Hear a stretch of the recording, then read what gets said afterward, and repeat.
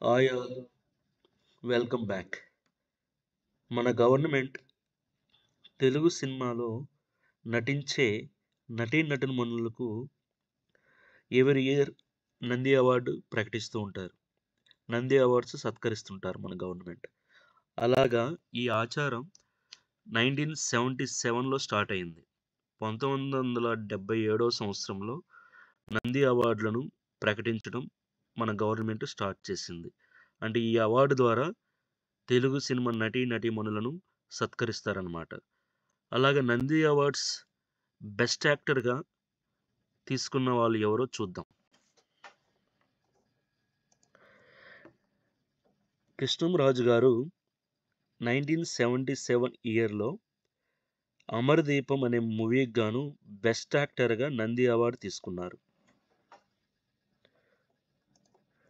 1978లో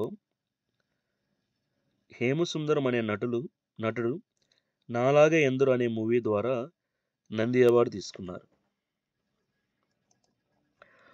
తరువాత 'పునాదిరాలు' చిత్రం ద్వారా గోకిన రామారావు గారు అనే నటులు నంది అవార్డ్‌ని 1979లో తీసుకున్నారు బెస్ట్ యాక్టర్‌గా.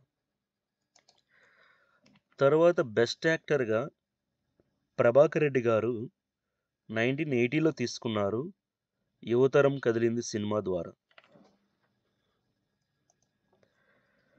మళ్ళీ ప్రభాకర్ రెడ్డి గారు 1981 ఇయర్‌లో బెస్ట్ యాక్టర్‌గా నంది అవార్డు గెలుచుకున్నారు 'పల్లి పిలిచింది' సినిమా ద్వారా. 1982లో ఏఎన్నార్ గారు బెస్ట్ యాక్టర్‌గా నంది అవార్డు గెలుచుకున్నారు 'మేఘ సందేశం' మూవీకి గాను. తరువాత కమల్ హాసన్ గారు 'సాగర సంగమం' మూవీ ద్వారా బెస్ట్ యాక్టర్‌గా నంది అవార్డు తీసుకున్నారు మన గవర్నమెంట్ నుంచి 1983 ఇయర్‌లో. 1984 ఇయర్‌లో కృష్ణంరాజు గారు బెస్ట్ యాక్టర్‌గా నంది అవార్డు తీసుకున్నారు 'బొబ్బిలి బ్రహ్మన్న' చిత్రం ద్వారా. 1985లో మురళీమోహన్ గారు బెస్ట్ యాక్టర్‌గా తీసుకున్నారు నంది అవార్డ్‌ని 'ఓ తండ్రి తీర్పు' చిత్రం ద్వారా. 1986 సంవత్సరంలో కమల్ హాసన్ గారు బెస్ట్ యాక్టర్‌గా నంది అవార్డుని తీసుకున్నారు 'స్వాతి ముత్యం' చిత్రం ద్వారా.